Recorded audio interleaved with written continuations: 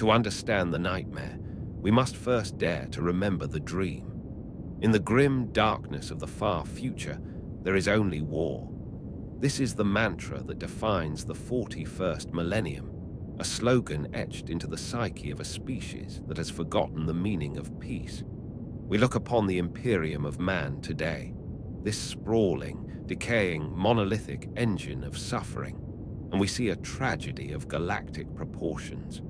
We see a regime that feeds thousands of souls daily to a dying throne.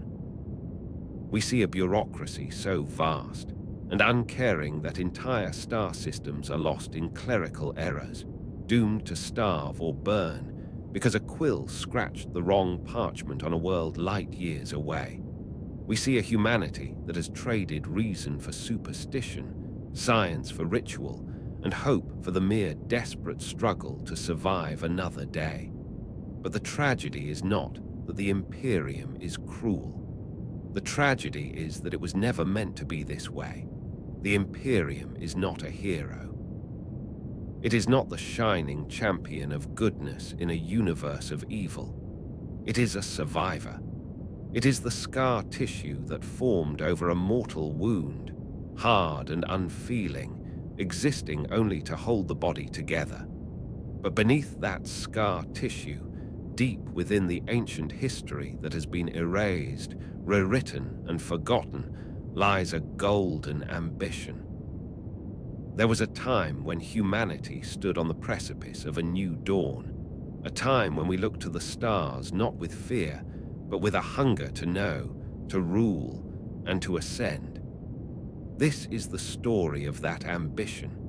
It is a story of how a single being, a man who would become a god against his will, attempted to force the galaxy into a shape that would ensure humanity's eternal dominance.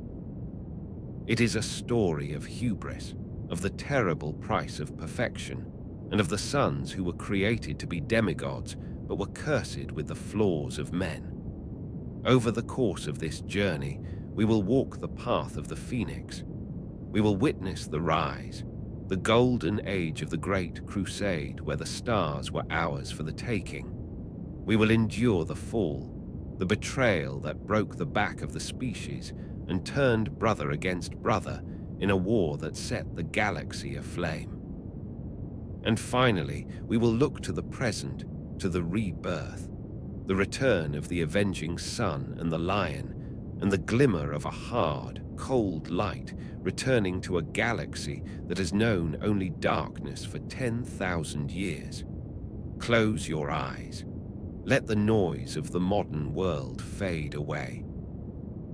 Let us travel back, past the era of the Indomitus Crusade, past the breaking of the Cadia Gate, past the long, stagnant silence of the millennium. Let us go back to the very beginning, to the ashes of a world we think we know. Chapter 1: The Phoenix of the Old Night. Before there was an Imperium, there was only the Old Night. History calls it the Age of Strife, a 5,000-year period of anarchy where the great civilization of humanity's ancestors, capable of shattering stars and birthing wonders we can scarcely imagine, collapsed into ruin. The warp storms raged, isolating every human colony in the galaxy, cutting them off from one another and leaving them alone in the dark. And in that darkness, predators feasted. Nowhere was this fall more brutal than on the birth world of the species, Terra, Earth. By the 29th millennium, Terra was no longer the blue jewel of the Sol system. It was a grave. The oceans had long since boiled away, replaced by dust bowls and chemical deserts. The atmosphere was a toxic soup of radiation and industrial smog, the skies perpetually choked with storms of acid rain. And ruling over this irradiated wasteland were the techno-barbarians. These were warlords of the most grotesque variety. They did not rule nations. They ruled fiefdoms of blood and iron. Names like Callaghan of Ursh, Nathan Dume of the Pan-Pacific Empire, and Cardinal Tang of the Undonesic bloc dominated the landscape. They waged endless, pointless wars against one another, using weapons left over from the dark age of technology, weapons they barely understood, but used with gleeful abandon. They unleashed gene-enhanced horrors, vat-grown monsters, and viral bombs that turned populations into slurry. Humanity on Terra was not living, it was festering. It was a species eating itself alive, trapped in a gravity well of madness, sliding inevitably toward extinction. And then, amidst the radioactive dust and the thunder of perpetual war, a new warlord arose. He did not come with a name, or at least not one he chose to share. He was known simply as the Emperor. He began his conquest in the Himalayan mountains, a fortress of solitude amidst the chaos. But unlike the tyrants of Ursh or the despots of the Nordafric conclaves, this emperor did not fight for territory, or for resources, or for the sheer lust of power. He fought for unity.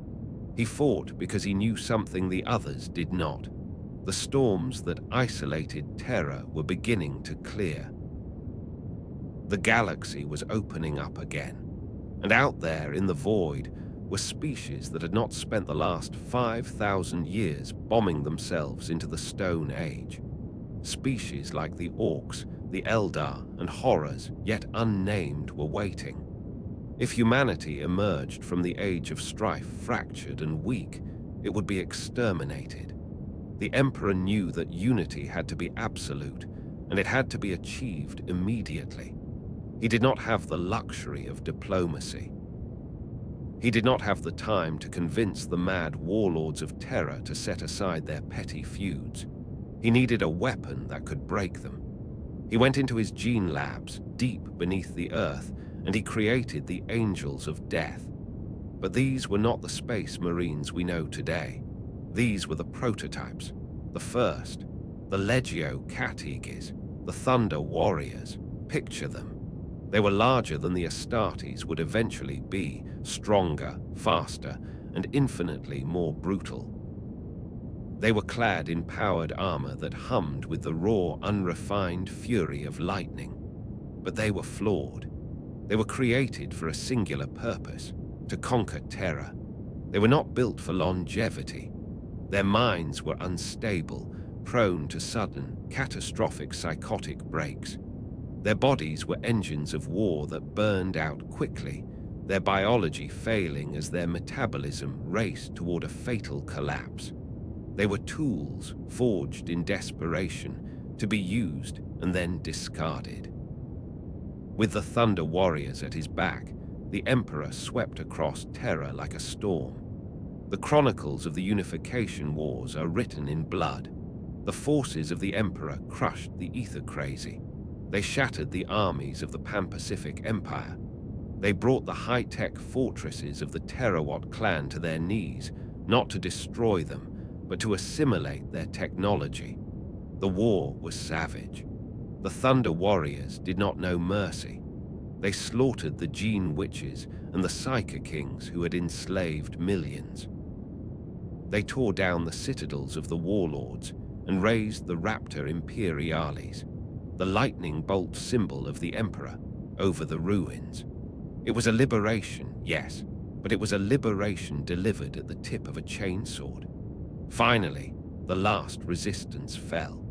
The Battle of Mount Ararat is recorded in Imperial history as the final, glorious victory of the Thunder Warriors, where they fell to a man fighting the last of the rebels, securing the unity of Terra with their dying breaths. That is the lie. The truth is far colder. At Mount Ararat, the Thunder Warriors did win. They broke the back of the enemy. And then, as the smoke cleared and the cheers of victory faded, the Emperor looked upon his creations. He saw their instability. He saw that they were creatures of war who could never exist in a time of peace. They were rapidly degenerating, their minds fracturing.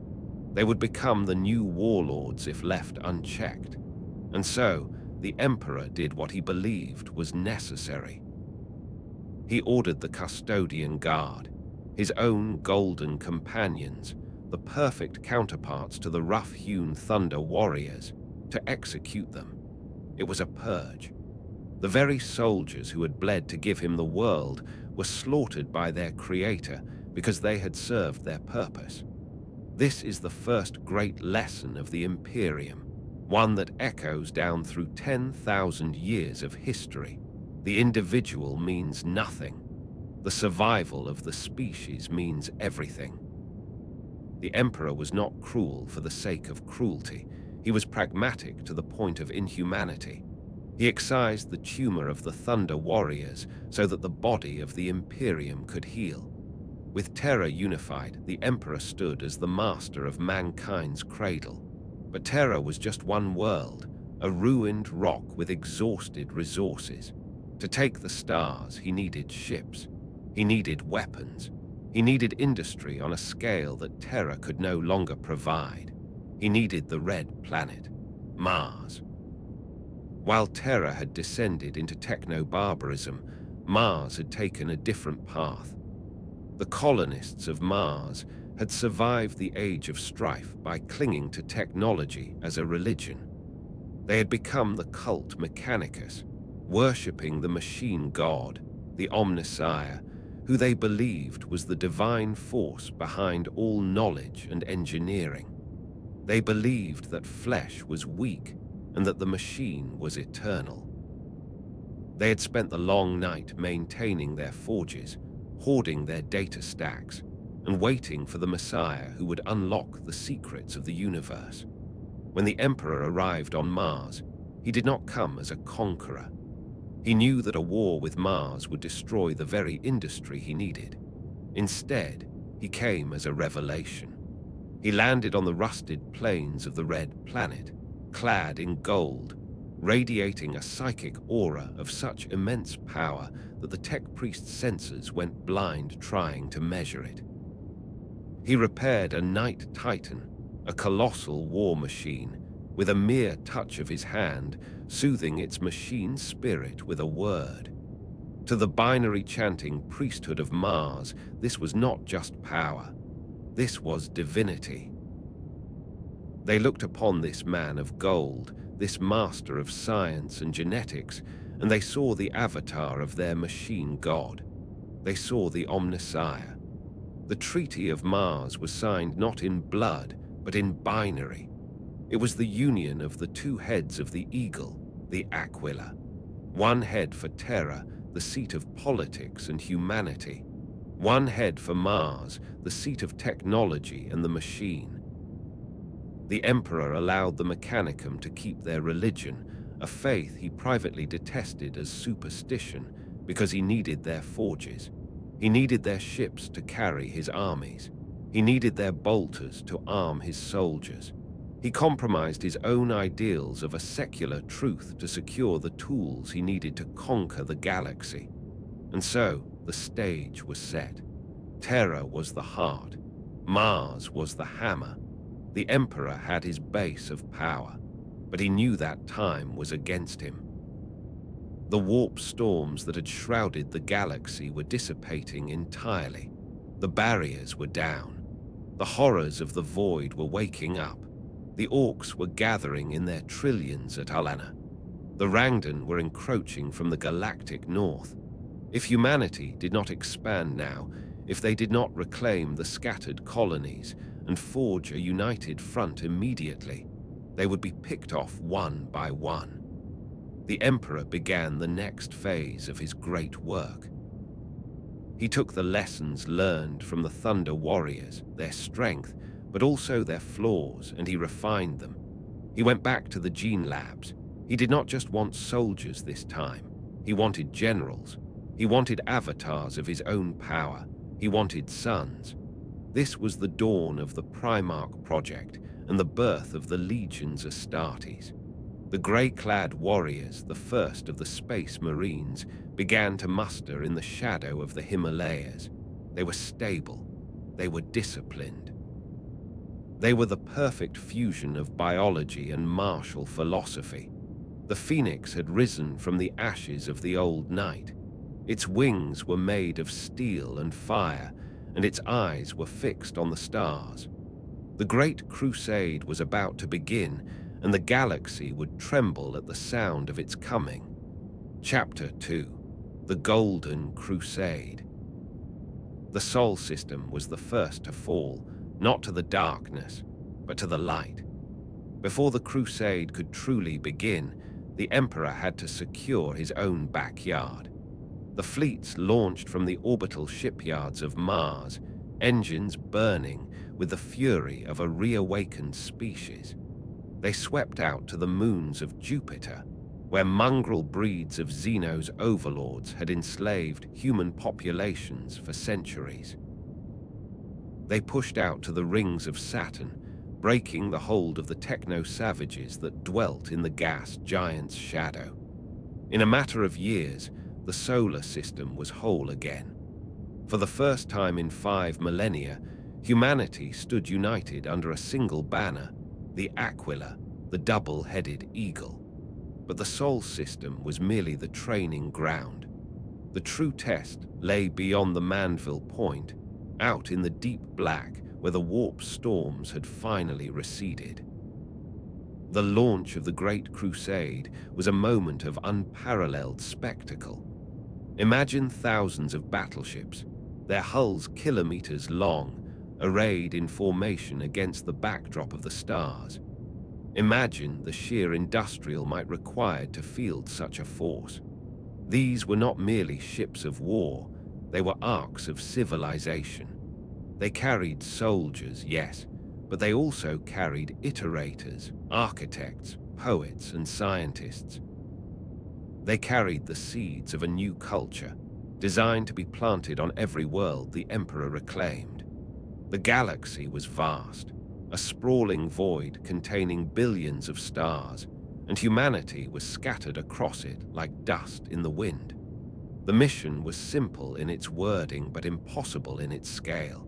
Find every lost human colony, bring them back into the fold, and exterminate any alien threat that stood in the way. Leading these fleets were the legions. At the start of the crusade, they were orphans.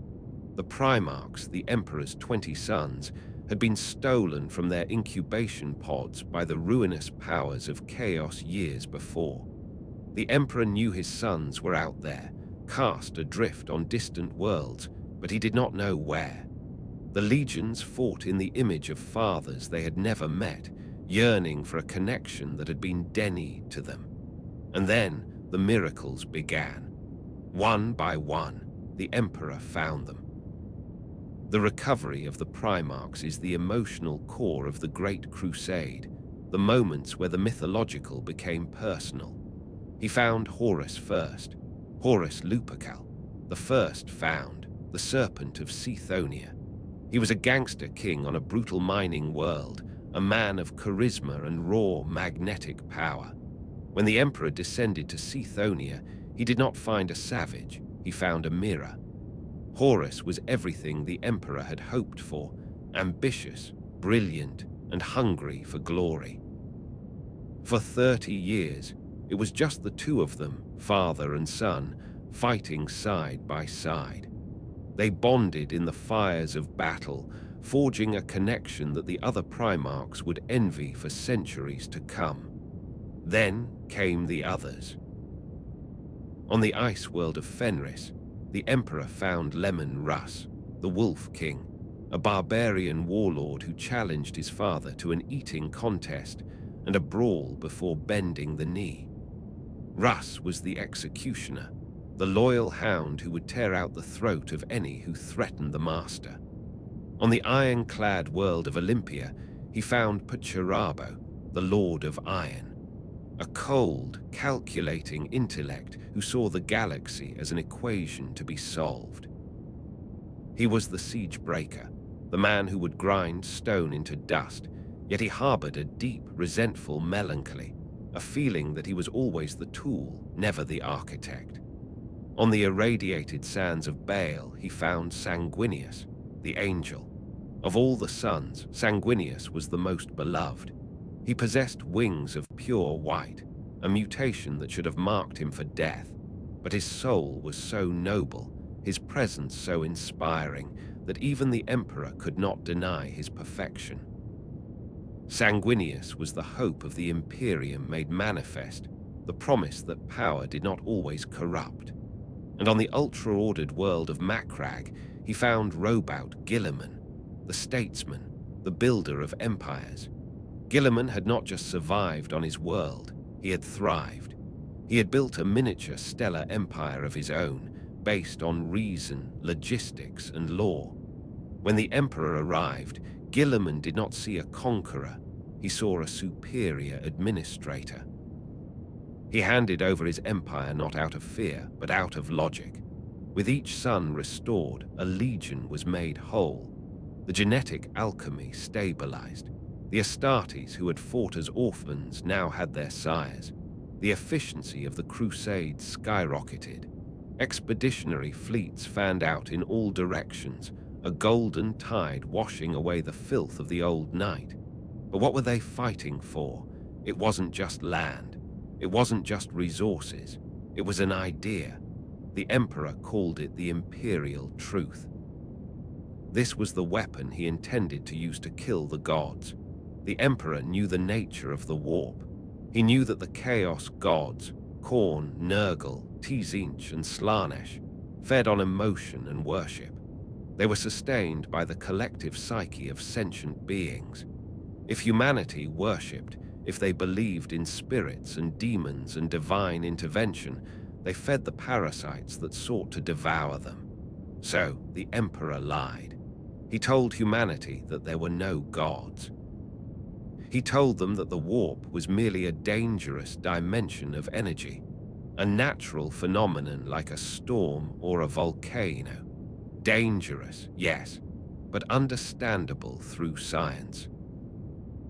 He burned the churches. He toppled the idols.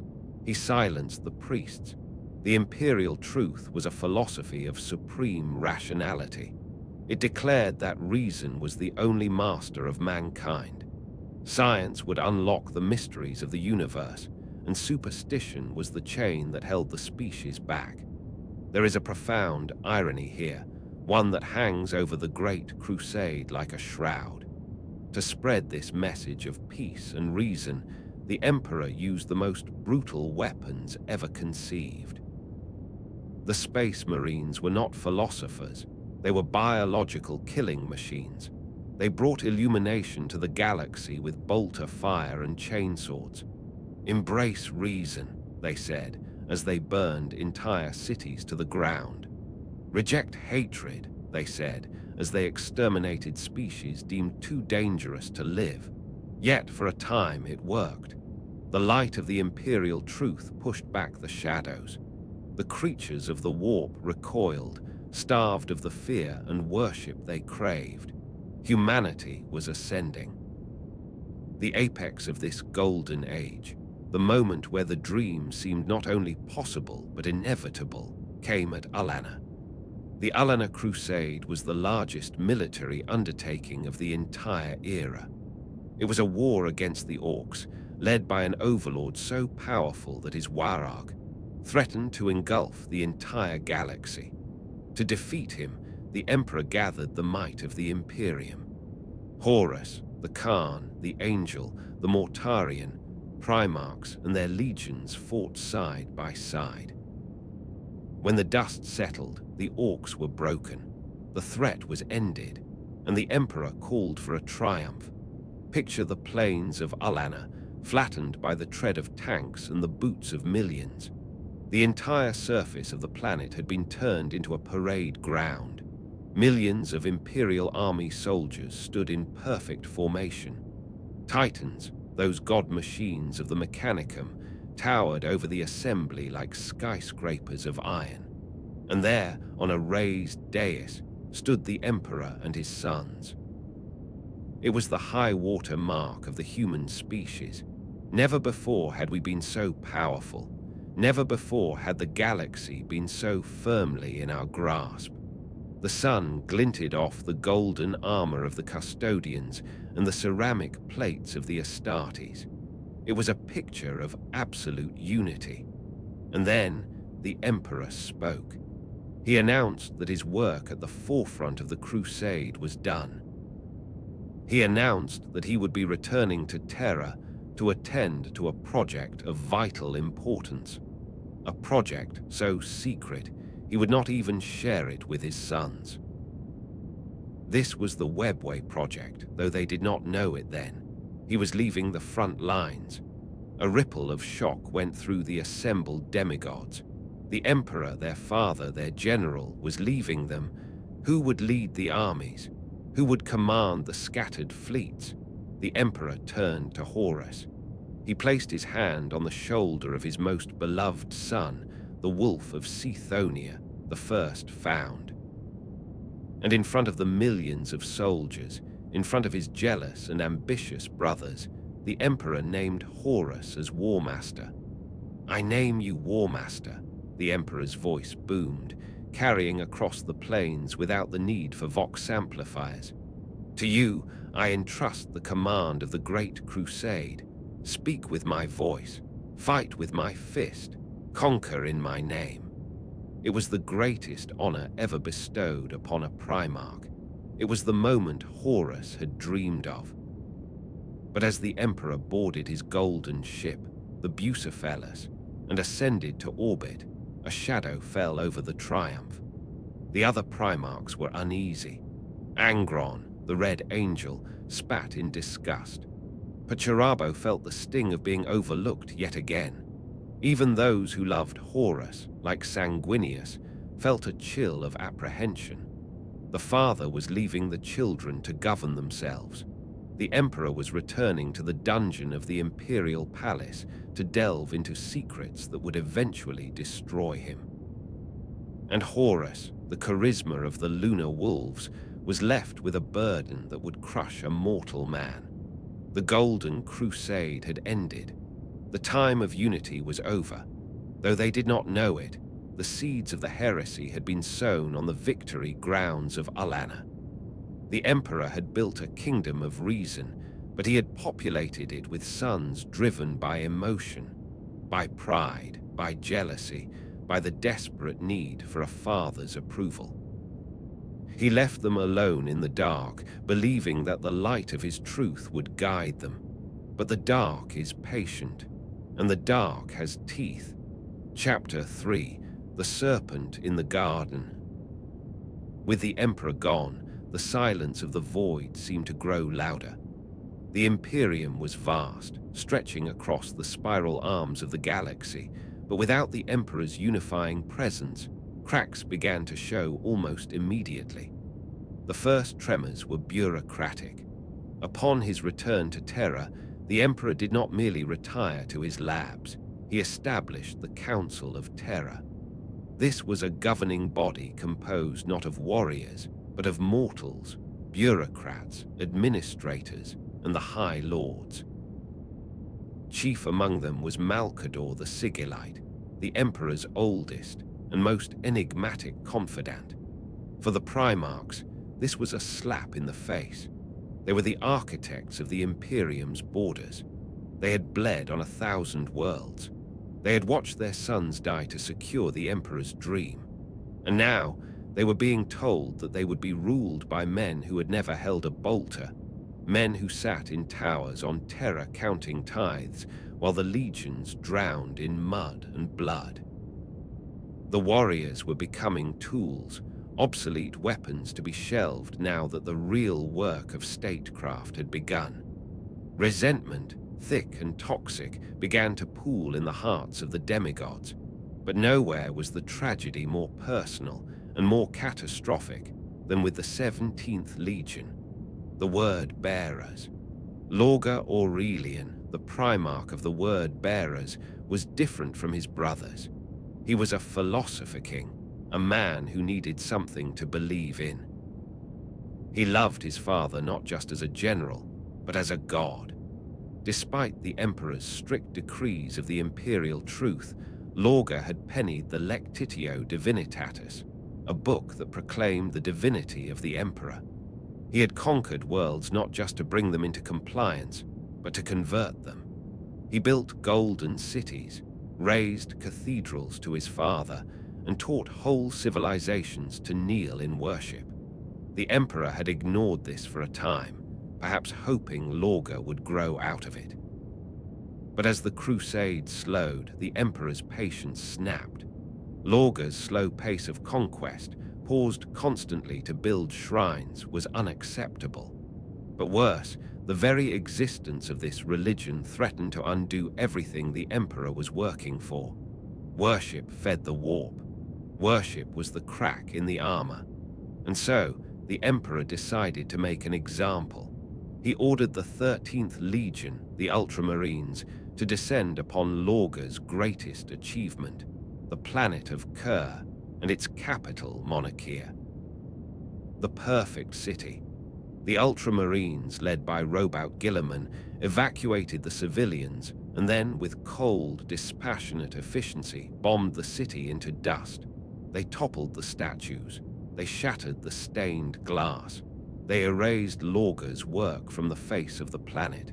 When Lorga arrived, he found only ruins. He stood in the ashes of his devotion, heartbroken and confused. And then the Emperor descended. He did not come with comfort. He came with a psychic weight that forced the entire 17th Legion, 100,000 Space Marines, to drop to their knees in the grey dust. The Emperor spoke with a voice that was not a sound, but a tectonic shift in the soul. He rebuked Lorga. He told him that he was not a god, that he despised worship, and that Lorga was the only one of his sons who had failed him so completely. "You are a general," the Emperor's psychic voice thundered, humiliating Lorga before his brother Guilliman and Malcador. "Do not try to be a priest." The Emperor left Lorga in the ashes, broken. It was a punishment designed to correct a wayward son, but it was a fatal miscalculation. You cannot kill faith with force. You only drive it underground. Lorga, desperate for meaning, desperate for something to be true in a universe that had rejected his love, listened to the whispers of his advisors. He listened to Erebus, the first chaplain of the word bearers. "If the Emperor is not a god," Erebus whispered, "then there are other gods who will listen, gods who demand worship, gods who are real." And so, Lorga turned his gaze into the abyss, and the abyss gazed back. While Lorga began his pilgrimage into the Eye of Terror to treat with the ruinous powers, the Emperor was fighting his own war in the dungeons of the Imperial Palace. This was the reason for his secrecy, the reason he had abandoned the crusade. He was building the human webway.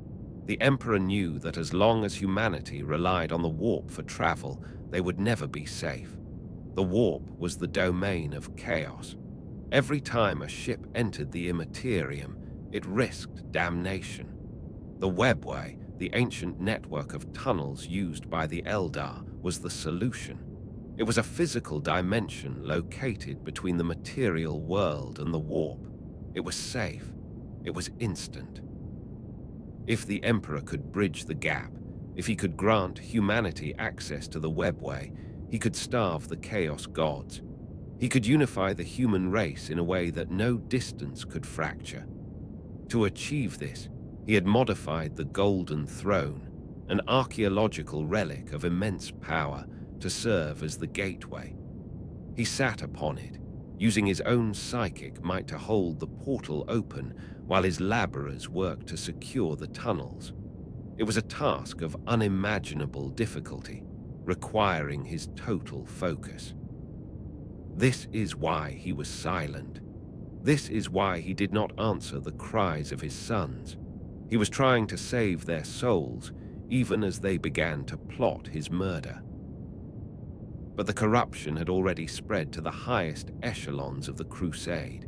The word bearers had secretly turned, creating the warrior lodges within other legions, secret societies where soldiers could speak freely, away from the chain of command. Through these lodges, the poison of chaos spread like a virus, and it found its perfect host in the War Master himself. The tragedy of Horus is not that he was evil, it is that he was overwhelmed. The weight of the crusade was crushing him. He felt abandoned by his father, resented by his brothers, and scrutinized by the bureaucrats of terror. He was a man standing alone on a mountaintop, terrified that he would fall. The trap was sprung in the Davin system. The planetary governor of Davin, a man Horus had once trusted, had rebelled. Horus led the 63rd Expeditionary Fleet to bring the world back into compliance. On the moon of Davin, amidst fever swamps and fog, Horus confronted the traitor governor, Eugen Temba. But Temba was no longer a man. He was a bloated, rotting vessel of Nurgle, the plague god. He wielded a weapon of alien origin, a blade stolen by the word bearers from a museum of Xeno's artifacts, the Anatheme.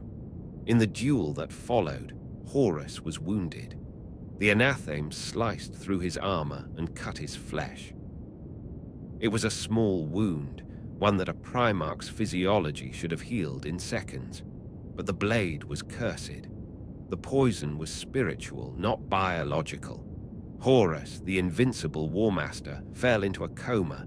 His apothecaries were helpless. The science of the Imperium could not save him.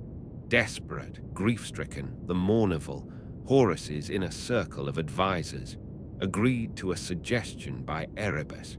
They would take the Warmaster to the Serpent Lodge, a local healing cult on the moon. They believed they were saving their father. In reality, they were delivering him to the executioner.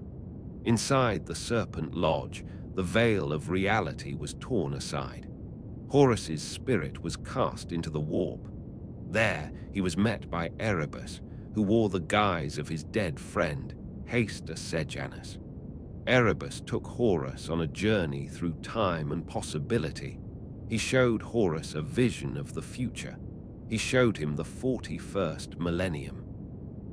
He showed him the Imperium as a theocracy, where the Emperor was worshipped as a god and the Primarchs were forgotten or demonized. This is what he wants, Erebus lied, twisting the truth.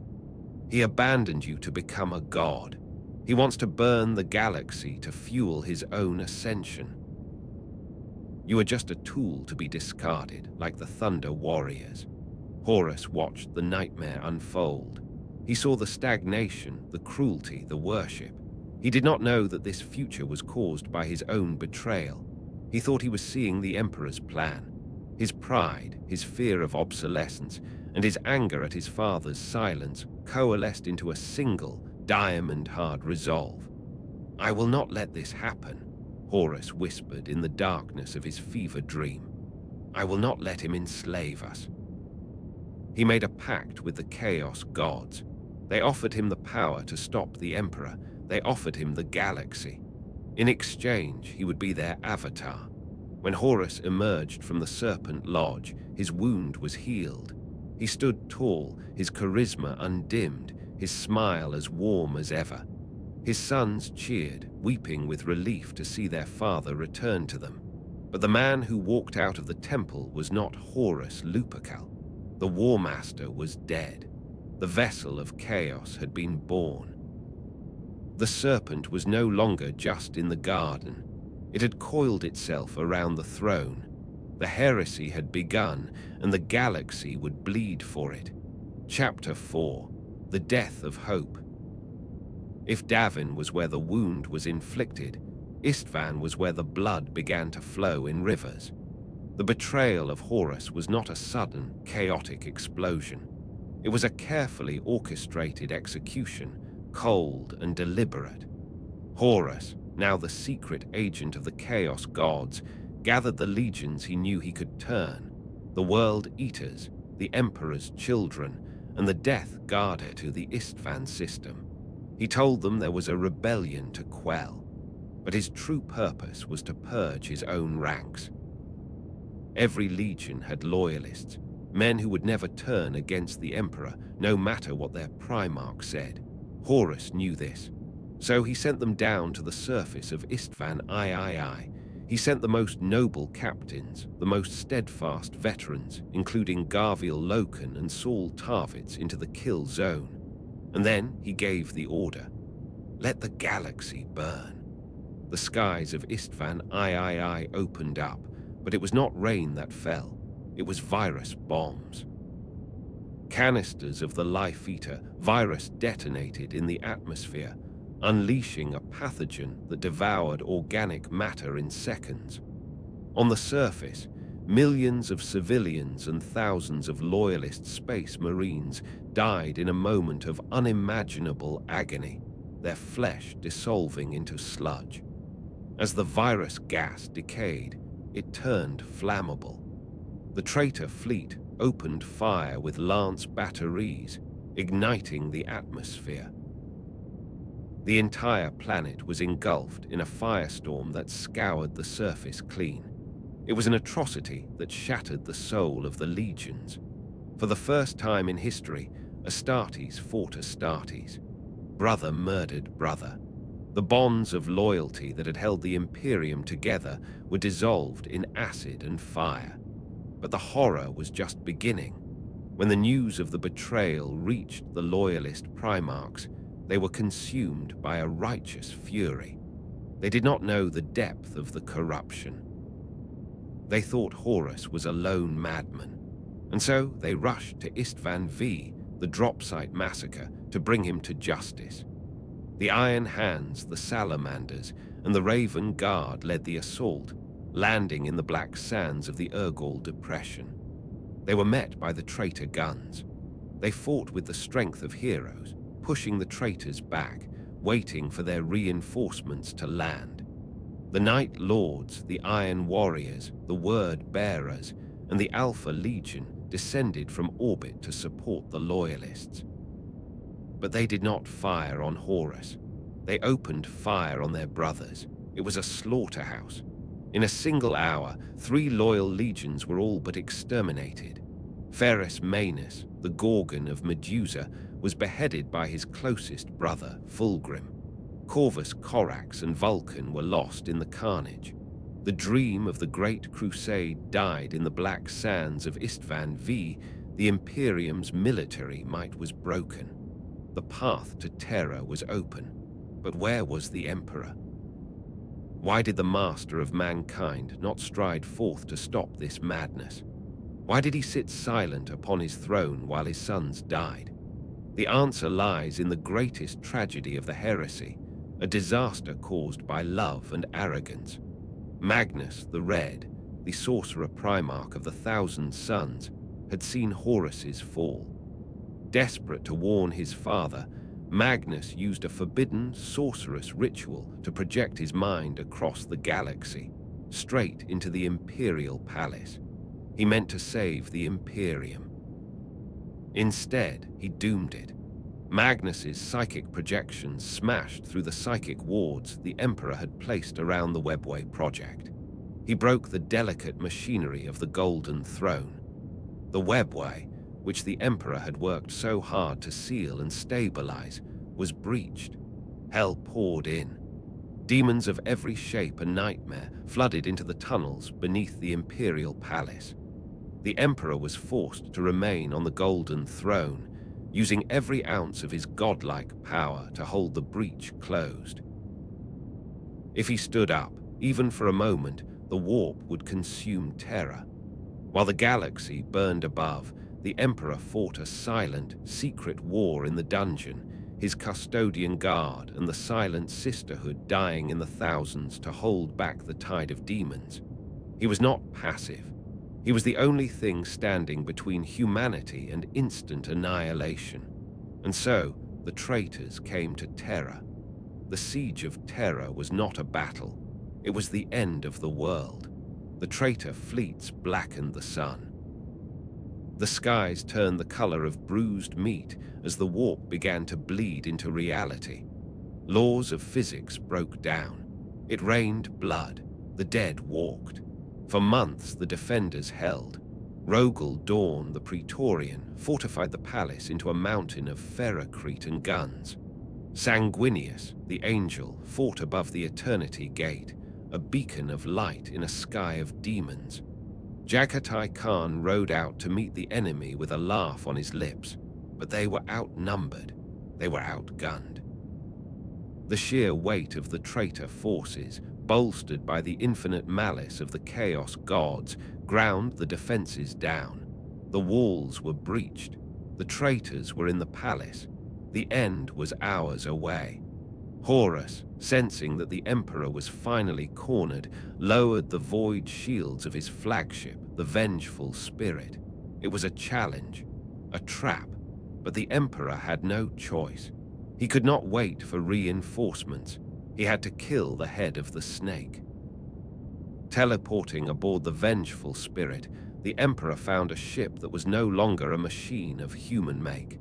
It was a cathedral of madness, its walls weeping blood, its corridors shifting like intestines. The Emperor found Horus on the bridge, but he was too late to save Sanguinius. The angel lay dead at Horus's feet, his beautiful wings broken, his body shattered. Sanguinius had known he would die.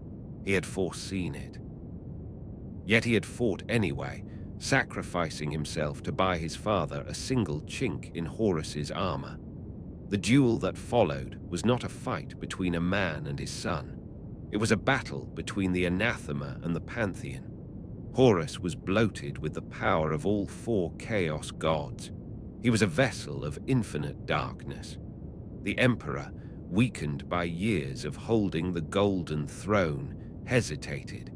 He looked at the monster before him and still saw his favorite son.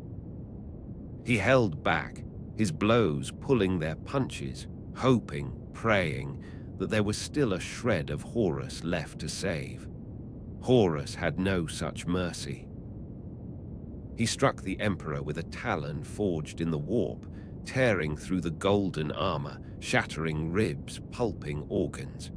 He flayed the Emperor's mind with psychic assaults that would have unmade a star system. The Emperor fell.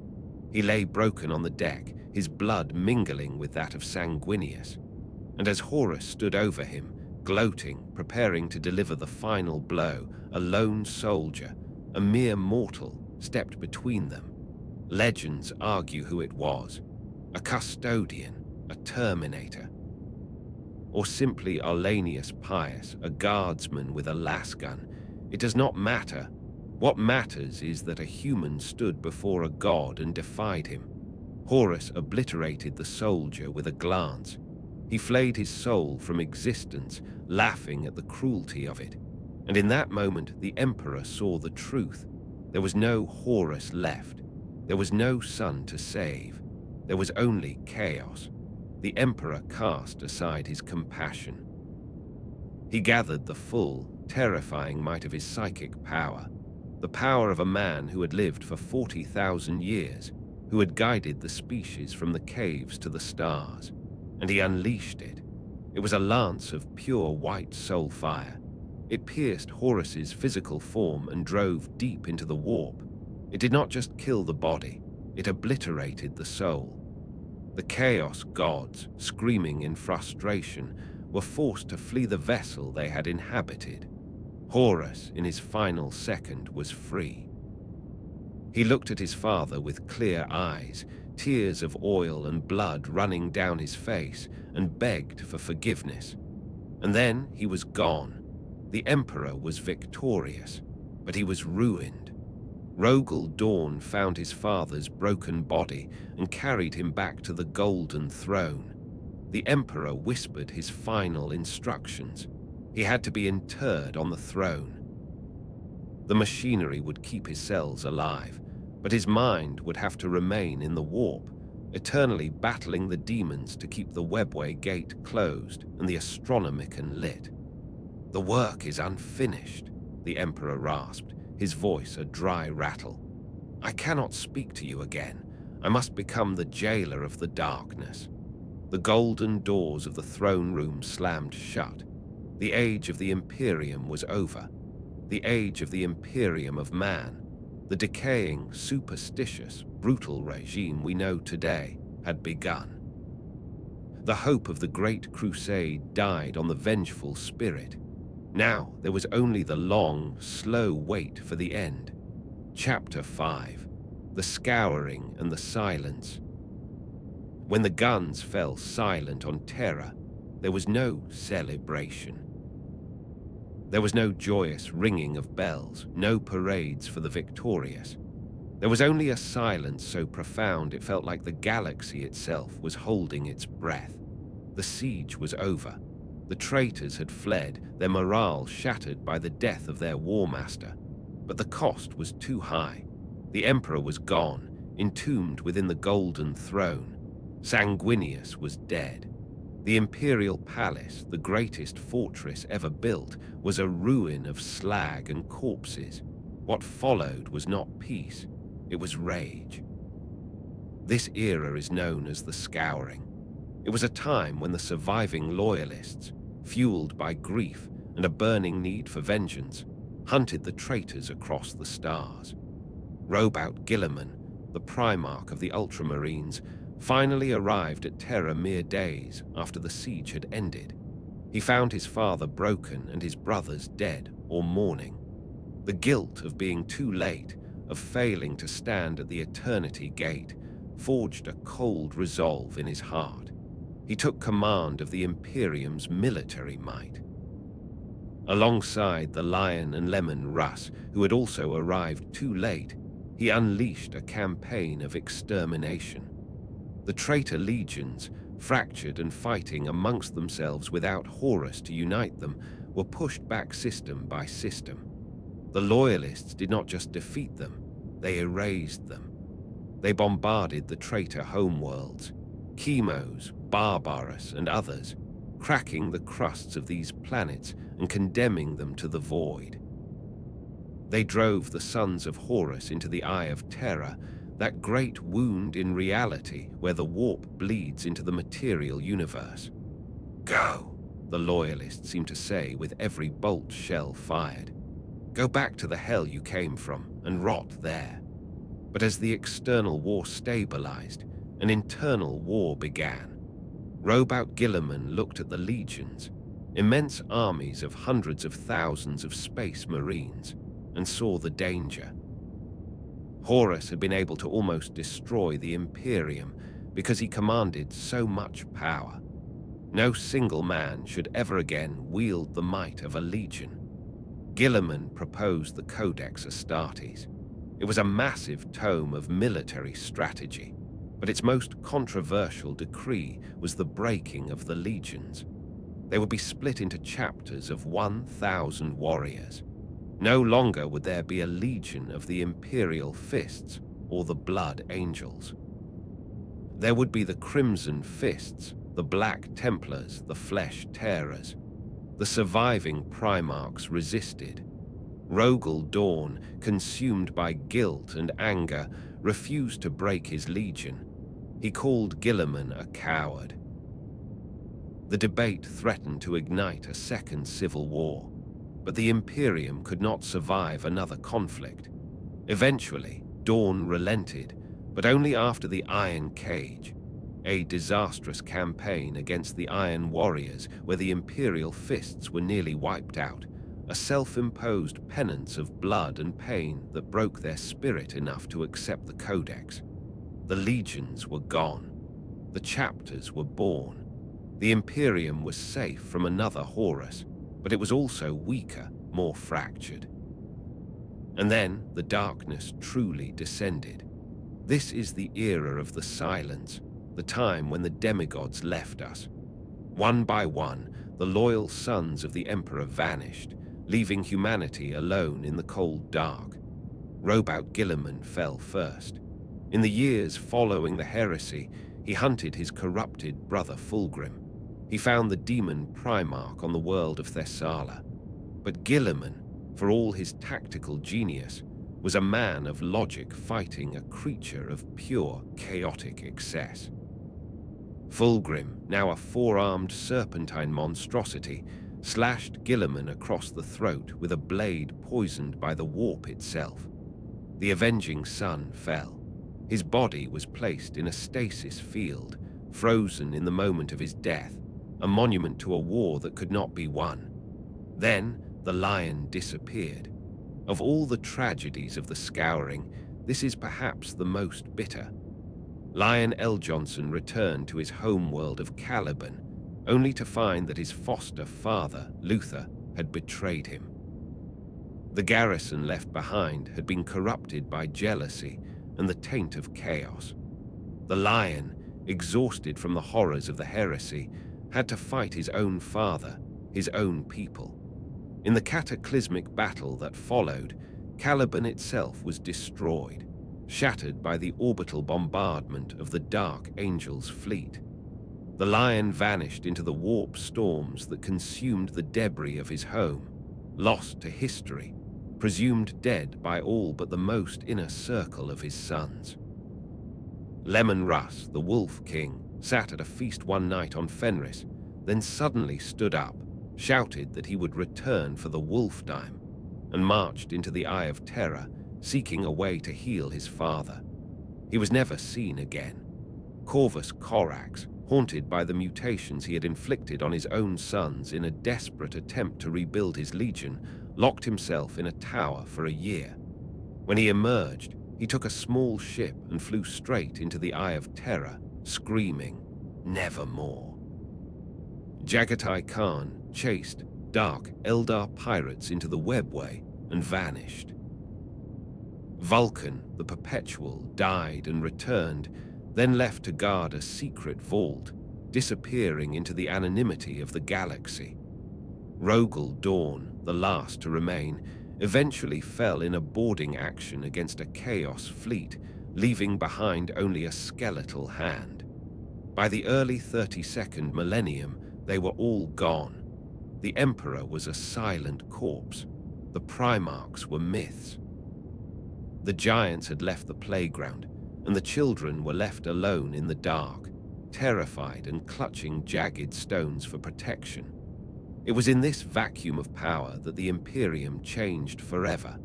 During the Great Crusade, the Emperor had preached the imperial truth: there are no gods. But now, with demons scratching at the walls of reality and the Emperor performing miracles from the throne, guiding ships, protecting souls, the truth felt like a hollow lie. The people needed something stronger than science. They needed faith. The Lectitio Divinitatis, the book written by the traitor Lorga, began to spread like wildfire. It claimed the Emperor was a god. It claimed that only faith in him could save your soul from the warp. And in the terror of the Scouring, humanity embraced it. Temples rose over the ruins of libraries. The imperial truth was declared heresy. The imperial cult became the state religion. The irony is absolute and devastating. Lorga, the traitor, won the ideological war. The Imperium that survived is the Imperium Lorga wanted, not the one the Emperor built. We worship the man who forbade worship. We built a theocracy on the bones of a secular dream. This was the forging of the cage. A cage of ritual, of fear, of dogmatic adherence to rules that no one remembers the reason for. Humanity survived the Scouring, yes, but the species that emerged from the ashes was not the bold, enlightened humanity of the Crusade. It was a paranoid, superstitious, traumatized survivor huddling around the dying fire of the Golden Throne, praying that the light would not go out. The silence had begun, and it would last for 10,000 years. Chapter 6, The Long Rot. 10,000 years. It is a span of time so vast that it loses its meaning. To us, living our brief, flickering lives, 10,000 years is an abstraction. But to the Imperium, it was an eternity of slow, grinding decay. If the Scouring was the fire that cauterized the wound, then the next 10 millennia were the gangrene setting in. This era, stretching from the 32nd millennium to the closing days of the 41st, is the longest and darkest chapter in human history. It is a time where the grand ambition of the Emperor was forgotten, replaced by the desperate, clawing need to simply maintain the status quo. The Imperium did not grow, it metastasized. Without the Primarchs to lead, power fell to the High Lords of Terror. These were not demigods. They were mortal men and women, prone to greed, paranoia, and incompetence. They ruled from the Senatorum Imperialis, a chamber deep within the imperial palace, where they bickered over tithes and borders while star systems burned. The first great shock to this new, fragile order came in the 32nd millennium with the War of the Beast. The Orcs, long thought to be a manageable nuisance after the triumph at Alanna, returned with a vengeance. Under the leadership of a beast, an orc of such size and intelligence that he spoke High Gothic to the High Lords, the Greenskins evolved. They built attack moons, weaponized gravity, and laid siege to Terror itself. The Imperium, complacent and leaderless, nearly collapsed. The Imperial fists were wiped out to a single man. The High Lords were paralyzed by fear. It was only the intervention of Vulcan, who briefly returned to sacrifice himself in battle with the Beast, and the ruthless pragmatism of Grand Master Vangorich of the Assassinorum that saved the day. But the victory was hollow. Vangorich, seeing the incompetence of the High Lords, assassinated them all in an event known as the Beheading. For a century, an assassin ruled the Imperium. It was a stark lesson. Without the Emperor's vision, there is only tyranny. But the true nadir of the Imperium, the moment where the rot reached the very bone, came in the 36th millennium, the Age of Apostasy. If you want to understand why the Imperium is a nightmare, you must look at Goj Vandir. He was the High Lord of the Administratum, a bureaucrat with a heart of ice and a mind twisting into madness. Through blackmail, assassination, and political maneuvering, he seized control of the ecclesiarchy as well. He held the dual title of High Lord of Administration and Ecclesiarch. Ideally, this would have centralized power. In reality, it created a monster. Vandir plunged the Imperium into the reign of blood. He declared that the Emperor spoke to him alone. He ordered the construction of massive statues of himself. He burned entire worlds that dared to question his tithes. The resources of the Imperium, meant to fight chaos and Xenos, were turned inward. The fleets of the Imperial Navy bombarded loyal planets. The coffers of the Administratum were drained to build palaces for a madman. It was during this reign of terror that the Adepta Sororitas, the Sisters of Battle, were born. Vandir found a sect of warrior women on the world of San Lyra, known as the Daughters of the Emperor. He tricked them into believing he was divine by using a Rosarius force field to stop a Lars bolt, a simple technological trick that the isolated sisters saw as a miracle. They became his bodyguards, his executioners. For decades, the Brides of the Emperor, as they were renamed, enforced Vandir's madness, believing they were serving the Golden Throne. The Imperium was eating itself. It took a preacher from a backwater world, a man named Sebastian Thor, to rally the faithful against the High Lord. Thor preached that Vandir was a heretic, a traitor to the true spirit of the Emperor. A civil war erupted, one of faith against tyranny. The end of the Age of Apostasy came within the Emperor's own throne room. The custodian guard, who had stood silent for millennia, finally acted. They led Alicia Dominica, the leader of Vandir's bodyguards, into the presence of the Emperor himself. We do not know what happened in that chamber.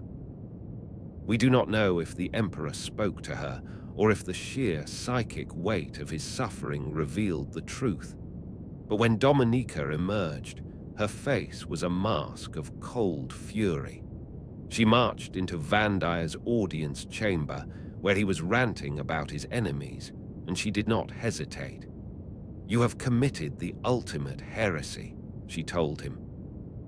"Not only have you turned your back on the Emperor and stepped away from his light, you have profaned his name and almost destroyed everything he has striven to build." With a single stroke of her power sword, she beheaded the tyrant. The reign of blood was over, but the damage was done. The age of apostasy proved that the greatest threat to the Imperium was not the alien or the demon, but the institution itself. The Imperium had become a machine so complex, so vast, and so broken that it could be hijacked by a single madman and driven off a cliff. In the aftermath, the ecclesiarchy was reformed, and the decree was passed that the church could have no men under arms. To bypass this, they kept the Sisters of Battle, an all-female force, becoming the militant arm of the faith. A loophole, a bureaucratic fix for a spiritual problem. And so the rot continued. As the millennia ground on, another tragedy unfolded quietly in the background: the death of science. The Adeptus Mechanicus of Mars, once the guardians of technology, became its jailers. The understanding of how technology worked was lost, replaced by the ritual of how to use it. A tech priest in the 41st millennium does not fix a plasma reactor because he understands nuclear physics.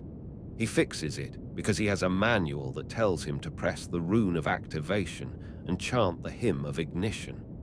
If the machine breaks, he does not diagnose the problem.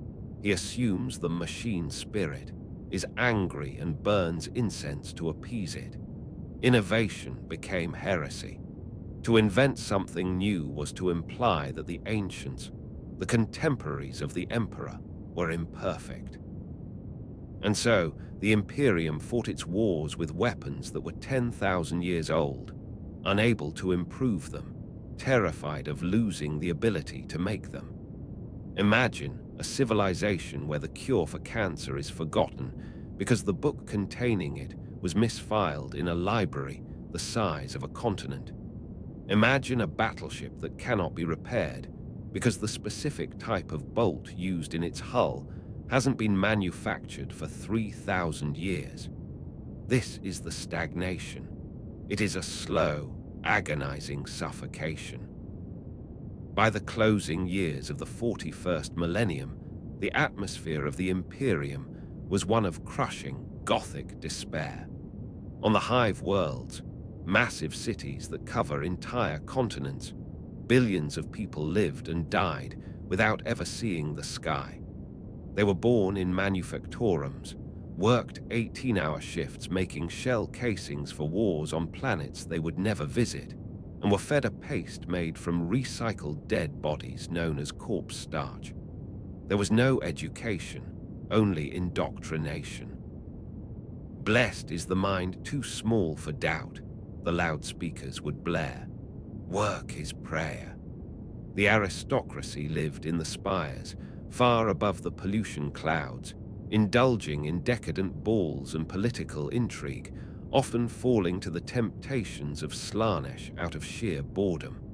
The poor lived in the underhives, fighting over scraps, preyed upon by mutant gangs and cults, and overseeing it all was the Inquisition. The holy orders of the Emperor's Inquisition were the secret police, answerable to no one but the throne. They were the men and women tasked with rooting out heresy, demons, and aliens. But in their zeal, they became monsters. An inquisitor might burn an entire city to kill one heretic. They might exterminate the population of a planet because a single demon was sighted there. Exterminatus, the complete destruction of a biosphere, became a tool of policy. Innocence proves nothing, they said. There is no such thing as innocence, only degrees of guilt. This was the state of humanity as the 41st millennium drew to a close, a species trapped in a nightmare of its own making, a theocratic, totalitarian, technologically regressing empire besieged by orcs, eldar, tyranids and necrons, and rotting from within. The Golden Crusade was a distant myth. The Emperor was a god of silence and suffering. The Primarchs were gone, and the clock was ticking toward midnight. The forces of chaos, gathering their strength in the Eye of Terror, were preparing for one final blow. Abaddon the Despoiler, the heir of Horus, had launched 12 Black Crusades against the Imperium. Each one had been turned back, but each one had weakened the defenses. The 13th Black Crusade was coming, and this time the rot was too deep, the walls too thin. The sky was about to break. Chapter 7. The Breaking of the Sky. The year is 999 M41, the final second of the millennium, the moment when the hammer finally fell. For 10,000 years, the Cadian Gate had stood as the only stable route out of the Eye of Terror. Cadia was the most fortified planet in the galaxy. Its entire population was militarized from birth. Every city was a fortress, every citizen a soldier. The saying went, the planet broke before the guard did. And in the end, that saying became the literal, terrifying truth. Abaddon the Despoiler, the War Master of Chaos, had learned from his failures. He knew he could not defeat the Imperium in a war of attrition. The Imperium had too many bodies to throw into the meat grinder. So Abaddon did not come to conquer Cadia. He came to murder it. The 13th Black Crusade was an invasion of apocalyptic scale. The skies above Cadia burned as the Despoiler's fleet, the largest armada of traitor ships seen since the Heresy, smashed into the Imperial Navy. On the ground, millions of cultists, traitor Astartes, and demons poured from the landing crafts. The defenders of Cadia, led by Lord Castellan Ursarkar Creed, fought with a desperate, savage courage. Creed, a tactical genius who could outmaneuver gods, held the line against impossible odds. But this war was not about territory. It was about the pylons. Scattered across the surface of Cadia were ancient, alien monoliths known as the pylons. They were black, featureless towers of unknown origin, older than humanity, older than the Eldar. Their purpose had always been a mystery, but the Despoiler knew the truth. The pylons were generating a null field that kept the Eye of Terror from expanding. They were the stitches holding the wound in reality closed. As the battle raged, a strange ally appeared. Trazyn the Infinite, a Necron overlord and collector of history, arrived not to help humanity, but to preserve the galaxy for his own amusement. He, along with the tech priest Belisarius Call, realized that if they could activate the pylons fully, they could close the Eye of Terror forever. They could end the threat of chaos. It was a race against time. While Creed and his Cadians held the traitor legions back with lasguns and bayonets, Call worked to awaken the ancient machines. And for a brief, glorious moment, it worked. The pylons flared to life. The energies of the warp began to recede. The demons on the surface of Cadia flickered and vanished, banished by the wave of null energy. The Eye of Terror began to shrink.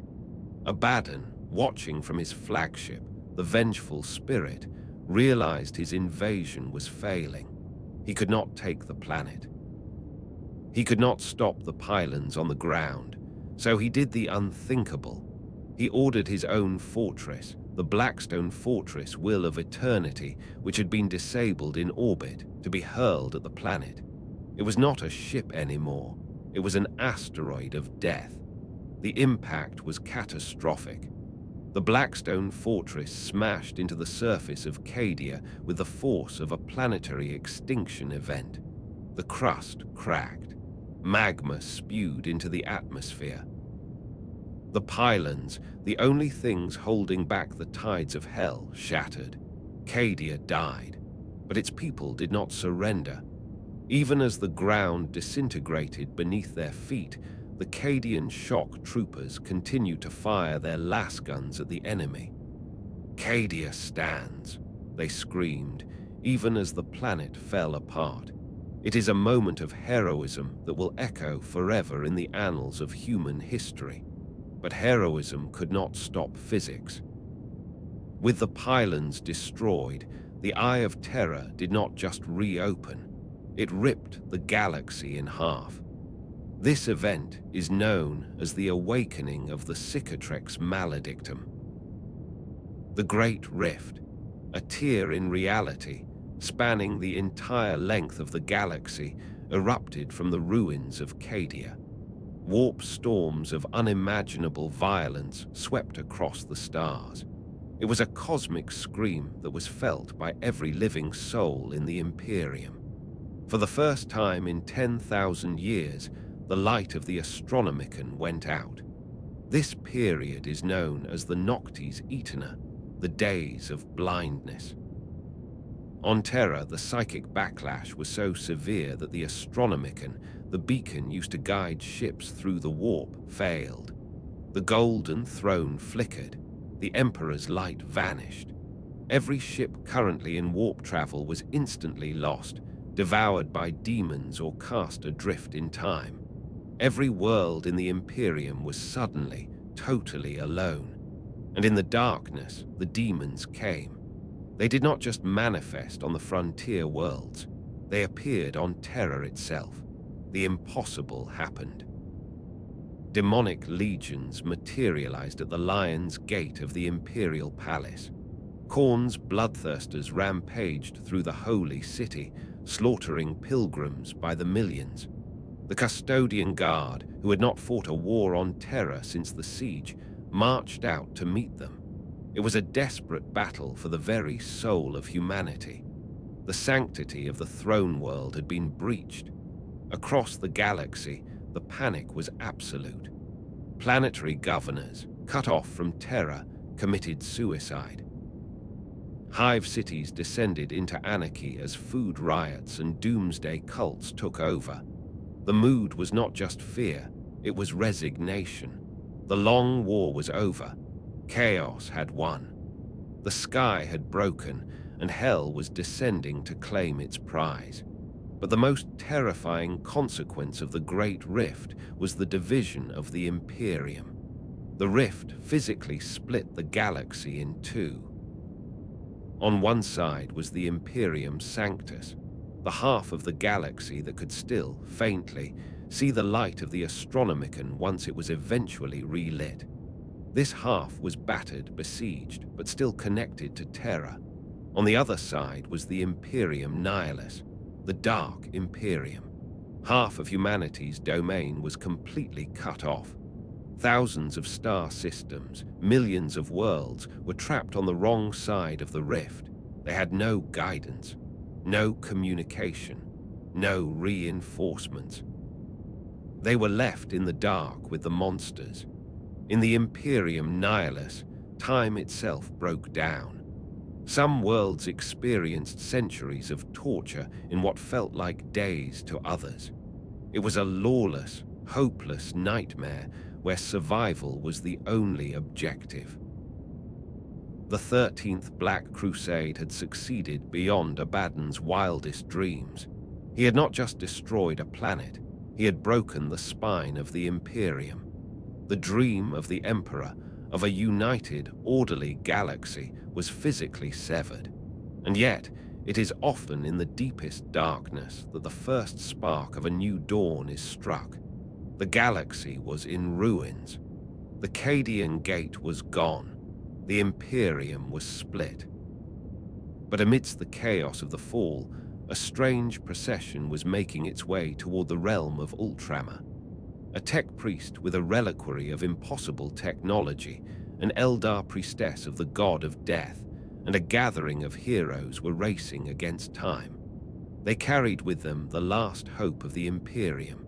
Not a weapon, not a strategy, but a life.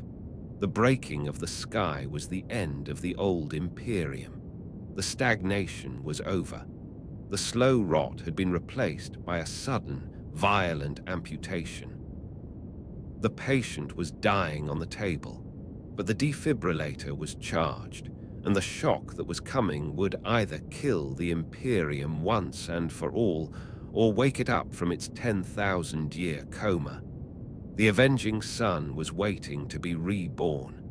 Chapter 8: The Avenging Sun Returns. While the galaxy burned in the wake of the Great Rift, a desperate gamble was being played out on the world of Macragge, the homeworld of the Ultramarines. The Shrine of Hera, the resting place of the Primarch Robout Guilliman, was under siege.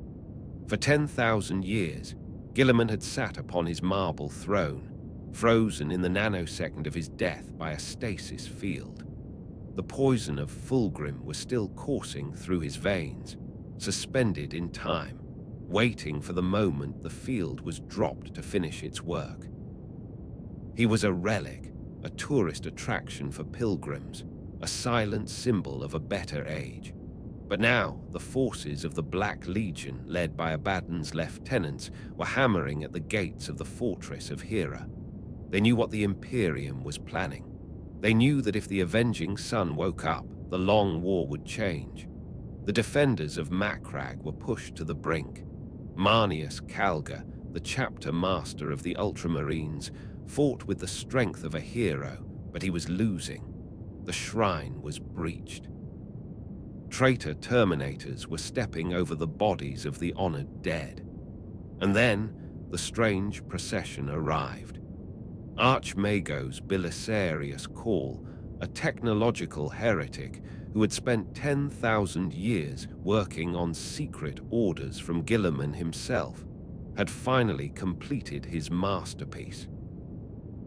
He brought with him a suit of armor, the Armor of Fate.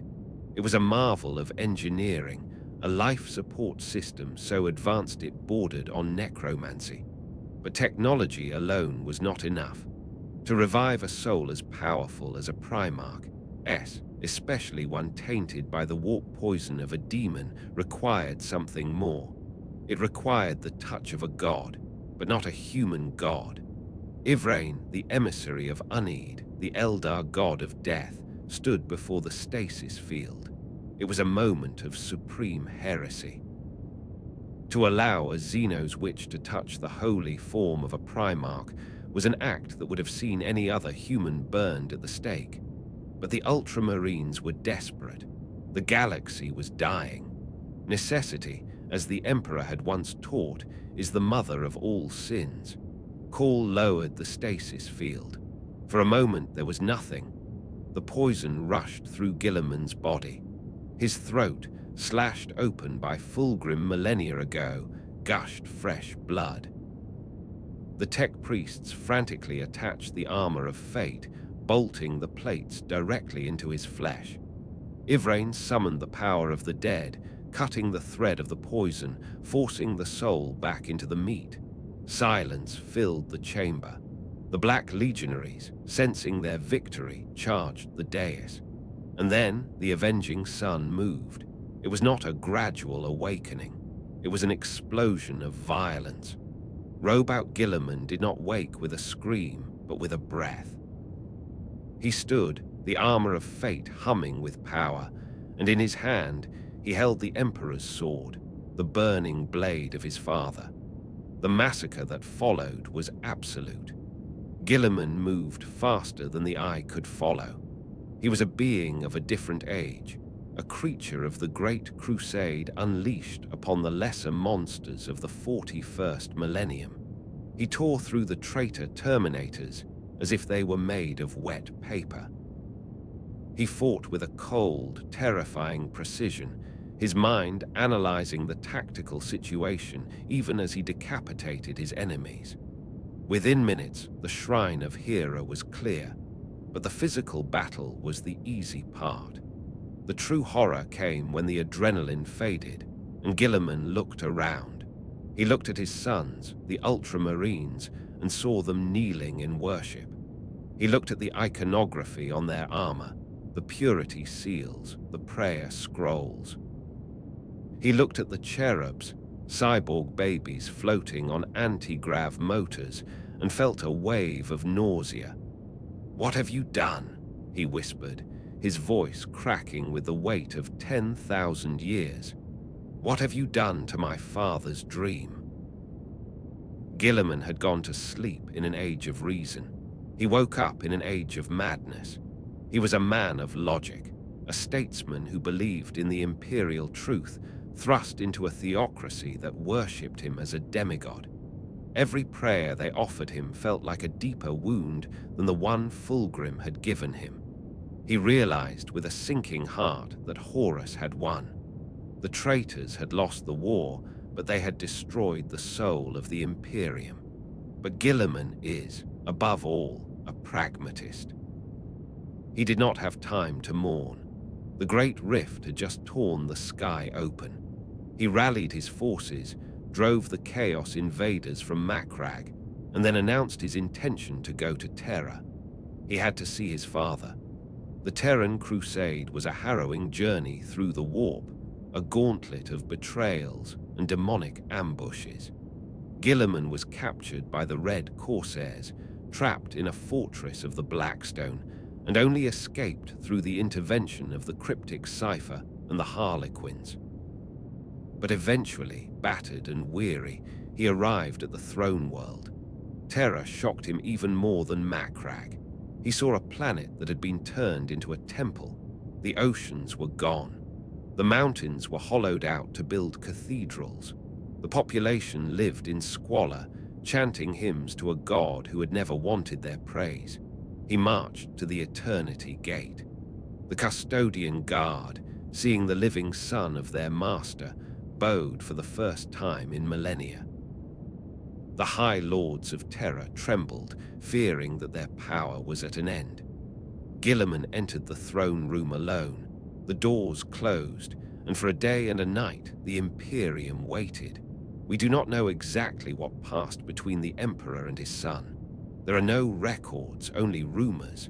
But we know that when Guilliman emerged, he was a changed man. He had gone in seeking a father. He came out having met a god. The Emperor he found was not the man he remembered. The fragmented, tortured psyche of the master of mankind had stripped away the mask of humanity. The Emperor did not speak with love. He spoke with the cold, hard calculus of survival.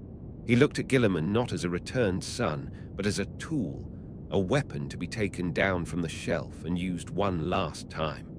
"My last loyal tool," the psychic wind had whispered. "My thief, my avenger." Guilliman left the throne room with a heart that had turned to ice. He realized that he was alone. His brothers were dead or monsters. His father was a battery. The Imperium was a corpse. Why do I still live? He asked himself in the darkness of his private chambers. Why did you bring me back to this hell? But he knew the answer. He lived because there was work to be done. Guilliman declared himself Lord Commander of the Imperium, a title not held since the days of the Heresy. He purged the High Lords of Terror, removing the corrupt and the incompetent in a bloodless coup that reminded everyone why he was the master of politics. And then he played his ace. He revealed the project that Belisarius Cawl had been working on for 10 millennia, the Primaris Astartes. From the stasis vaults of Mars, hundreds of thousands of new space marines emerged. These were not just reinforcements, they were an evolution. Taller, stronger, and more resilient than the firstborn, the Primaris possessed 3 new organs implanted by Cawl, stabilizing their gene seed and making them resistant to corruption. They were the Legions reborn. Guilliman organized them into the unnumbered sons. armies of grey shields who wore the colors of their genetic sires but had no chapter. They were his personal army, a force of pure conquest. With the Primaris at his back, Guilliman launched the Indomitus Crusade. It was the greatest military undertaking since the Great Crusade itself. Thousands of ships left the Sol system, their engines burning bright against the darkness of the Noctis Aeterna. Their mission was simple: stabilize the Imperium Sanctus. Reconnect the worlds cut off by the rift. Bring the light of the Astronomicon back to the dark places. The Indomitus Crusade was not a war of hope, it was a war of survival. Guilliman fought with a grim determination. He saved worlds from demonic incursions, breaking the sieges of Baal and Armageddon. He brought the Primaris technology to the existing chapters, offering them the Rubicon Primaris, a surgery that allowed old Marines to cross the threshold and become Primaris themselves. It was a controversial move. Many traditionalists saw the Primaris as tech heresy. They saw Guilliman as a usurper, a tyrant who sought to replace the Emperor, but they could not argue with the results. The Indomitus Crusade pushed back the darkness. The line was held. Guilliman had brought the Imperium back from the brink of total collapse. He had given humanity a second wind. But as he looked out at the galaxy from the bridge of his flagship, the Macragi's honor, he felt no joy. He saw the superstition he was forced to endure. He saw the rot in the foundation. He knew that he was merely propping up a cadaver. "I have saved the Imperium," he wrote in his private journals, the Codex Imperialis. "But I fear I have only delayed its execution. Better that we had all burned in the fires of Horus's ambition than live to see this." The avenging sun had returned, but he had returned to a nightmare. He was the only sane man in an asylum the size of a galaxy. And from the other side of the Great Rift, from the darkness of Imperium Nihilus, silence reigned. He did not know that he was not the only brother left. The lion was sleeping in the rock, and the forest was beginning to stir. Chapter 9. The Lion and the Key. While Robout Guilliman fought to stabilize the light of the Imperium Sanctus, the darkness of Imperium Nihilus was becoming a kingdom of monsters. Cut off from the Astronomicon, these thousands of worlds were lost in a sea of madness. And in that darkness, a new power was rising. Abaddon the Despoiler, ever the opportunist, had found a new ally. Vashtor the Archiphane. Vashtor is a being unlike any other in the warp. He is not a chaos god, though he aspires to be. He is the demigod of the forge, of contracts, of curiosity without morality. He is a creature of clockwork and demonic flesh, a broker of souls and machines. Vashtor approached Abaddon with a deal. He did not want worship, he wanted components. He sought to build a machine of godlike power, a device capable of tunneling through reality itself to reach a secret vault deep within the webway. A vault said to contain a weapon that could end the long war. To open this vault, they needed a key.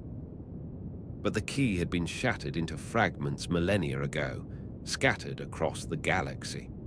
This began the War of the Arcs of Omen. Vashtor and Abaddon unleashed a fleet of space hulks, colossal, drifting amalgamations of wrecked ships, possessed by demonic spirits. These Arcs of Omen drifted through the void like sharks, attacking worlds to recover the key fragments. The Imperium, already stretched thin by the Indomitus Crusade, found itself fighting a war on a new metaphysical front. The enemy was not just trying to conquer territory, they were trying to unlock the universe. And deep within the Somnium stars, in the heart of the darkness, something ancient woke up. Lion L. Johnson, the Primarch of the Dark Angels, the first son of the Emperor, had been missing for 10,000 years. He had not been in stasis like Guilliman. He had been sleeping deep within the rock of his shattered homeworld, Caliban, kept alive by the mysterious watchers in the dark. While Guilliman slept in a shrine of marble, the lion slept in a forest of dreams. When he awoke, he did not find himself on a ship or in a fortress. He found himself in a misty, mirrored version of the forests of Caliban, a pocket dimension known as the Forest Walk. The lion who emerged from the mist was not the golden knight of the Great Crusade. He was old. His hair was grey, his face lined with the weight of centuries. He looked like a king from a forgotten myth, a creature of Arthurian legend stepped into the sci-fi nightmare of the 41st millennium. But age had not weakened him. If anything, it had distilled him. Guilliman is the statesman, the administrator, the man who builds empires. The lion is the exterminator.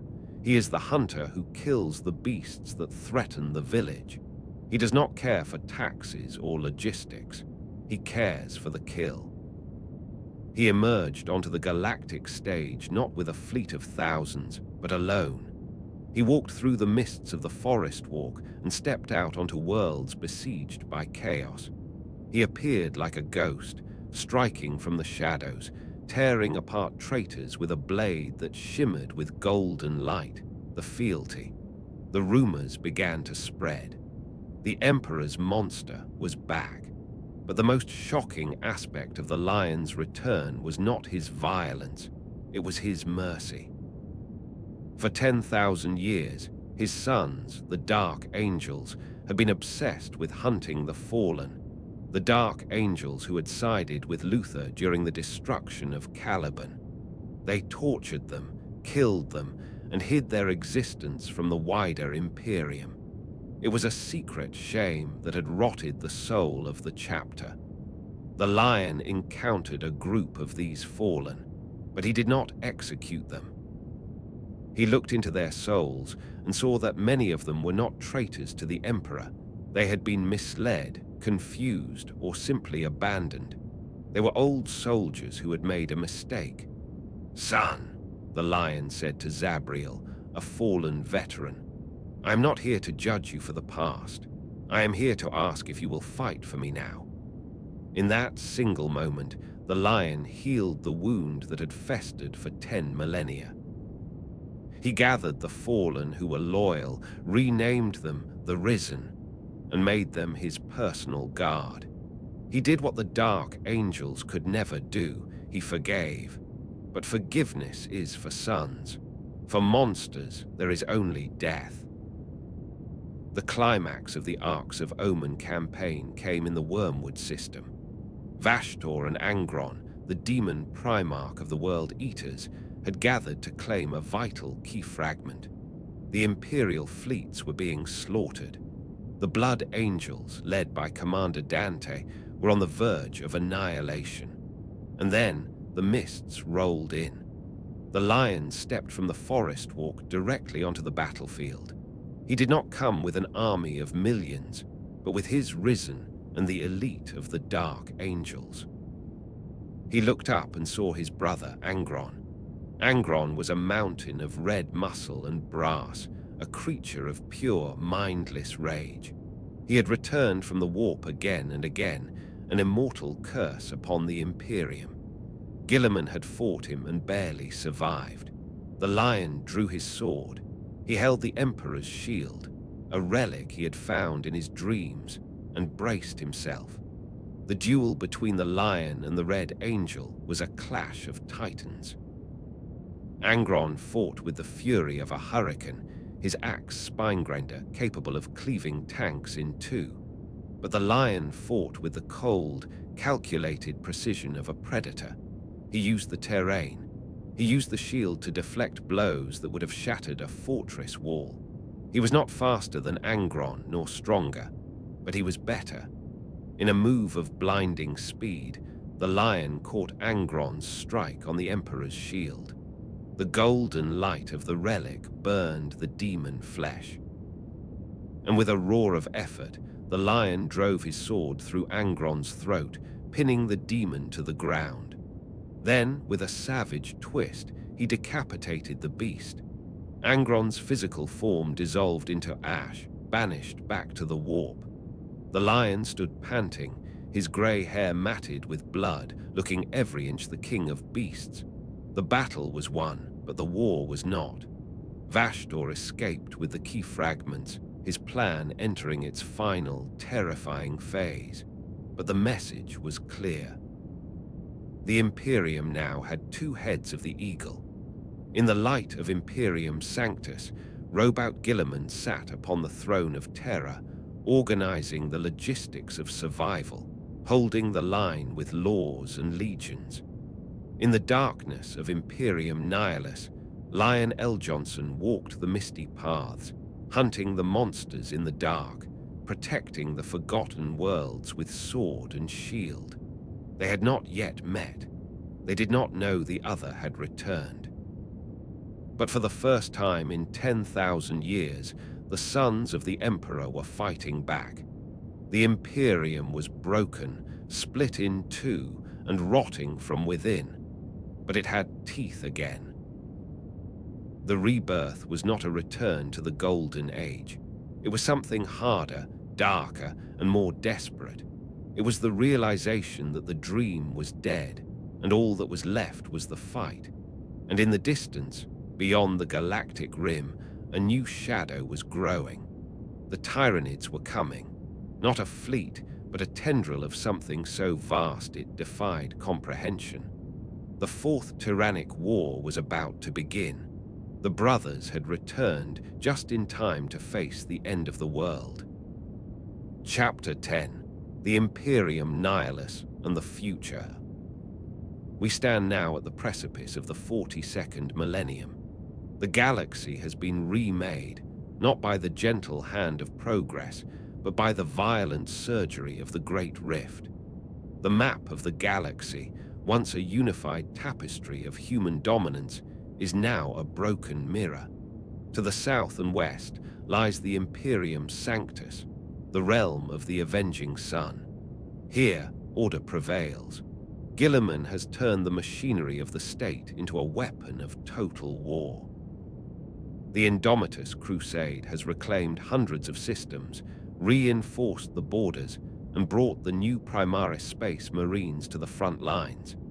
It is a realm of cold, hard logic, where efficiency is worshipped and the Emperor is viewed as a distant, silent king.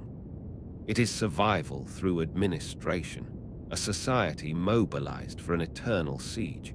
But cross the rift, brave the storms of the Cicatrix Maledictum, and you enter a different reality. The Imperium Nihilus, the Dark Imperium. Here, the light of the Astronomicon is a memory. The worlds of Nihilus are islands in a sea of darkness, besieged by horrors that defy description. Navigation is impossible. Communication is a scream into the void. In this lawless frontier, the structure of the Imperium has collapsed, replaced by feudal warlords, desperate planetary governors, and the tyranny of the strong. And ruling over this nightmare is the regent of Imperium Nihilus, Commander Dante of the Blood Angels. An ancient warrior, weary beyond measure, who bears the weight of half a galaxy on his golden shoulders. He holds the line at Baal, a beacon of defiance in the dark. But even Dante knows he is fighting a losing battle. It is in this darkness that the lion hunts. Lion L. Johnson does not rule, he protects. He moves through the shadows, a myth come to life, striking at the enemies of mankind with a brutality that terrifies even his allies. He is the Knight of Nihilus, the wandering king who brings justice to the lawless dark. But the threats facing humanity are evolving. It is not just chaos anymore. In the Nephilim sector, a silence deeper than the void is spreading. This is the Pariah Nexus. Here, the ancient Necrons, awakened from their 60-million-year slumber, have begun their great work. They are erecting pylons of blackstone, vast networks that do not just block the warp, they sever the connection between the soul and the body. To enter the pariah nexus is to feel your spirit wither. Humans who live there become husks, the stilled, existing as biological automatons without drive, emotion, or hope. This is the Necron vision for the galaxy, a universe of absolute order where the chaotic emotions of living things are silenced forever. It is a fate, in some ways, worse than death. To be consumed by chaos is to be tortured. To be consumed by the Nexus is to be erased. And then there is the threat from within, the threat of the Dark King.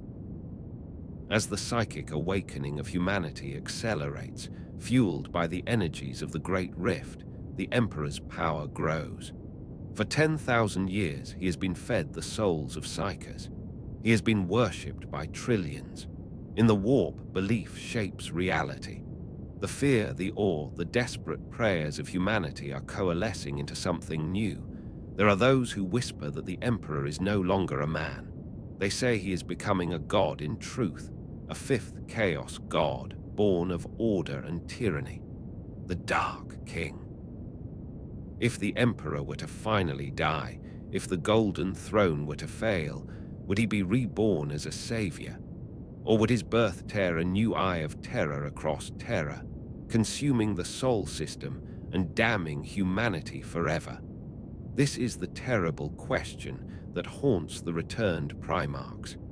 Gilliman looks at the Imperial cult and sees the bars of a prison. The Lion looks at the monsters in the dark and sees the necessity of the sword. Both of them are fighting to save a father who may have already become something else entirely. The rebirth of the Imperium is not a happy ending. It is not the restoration of the Golden Age. That dream died on the vengeful spirit 10,000 years ago. What we have now is a transformation. The Imperium is shedding its skin. It is becoming something harder, something colder, something capable of surviving in a universe that hates it. The age of stagnation is over. The age of the demigods has returned.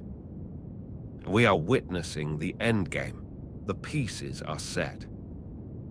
The Tyranids of Hive Fleet Leviathan are attacking the galactic west, a biological tide that seeks to devour all biomass.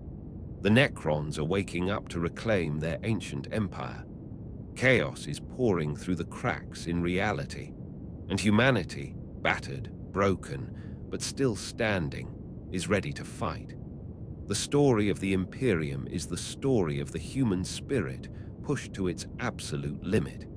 It is a story of how much we are willing to lose in order to survive. We have lost our innocence. We have lost our freedom. We have lost our reason, but we are still here. So as you look up at the stars tonight, remember the tragedy of the Emperor. Remember the betrayal of Horus. Remember the long, silent vigil of the Golden Throne. But remember also that the avenging sun has returned. Remember that the lion is in the forest. The night is dark, and it is full of terrors, but we have fire. And as long as we have fire, we will not go quietly into the night. Is this existence worth fighting for? Is a life of servitude and war better than extinction? That is the question every soul in the 41st millennium must answer. But for the Space Marine, for the guardsman holding the line on a mud-soaked trench world, for the pilot of a Titan striding through the smoke, the answer is simple. We fight because we must. We fight because the alternative is silence. The dream is dead. Long live the nightmare. If you enjoyed this journey into the darkness of the far future, please leave a like and subscribe to Dreams of the Imperium. We have many more stories to tell, many more secrets to uncover in the archives of history. Until next time, remember, the Emperor protects.